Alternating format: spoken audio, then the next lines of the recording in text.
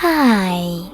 In front of me is POCO X5 and today I would like to show you how you can set up screen lock on this POCO. First of all, go into settings.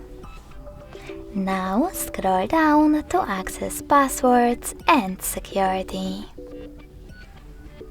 After that, click on screen lock and tap on the best login method for you, pattern, PIN or password.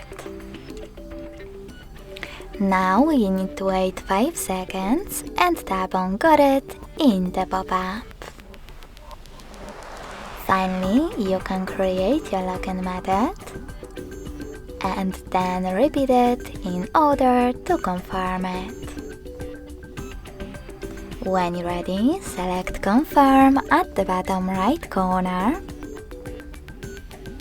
And if you want to add your fingerprint right away, select Add in the pop-up.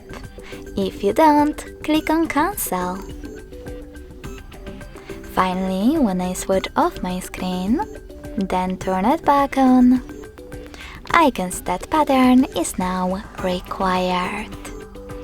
Thanks so much for watching. If you enjoyed this video, smash that like button, comment and subscribe. Bye!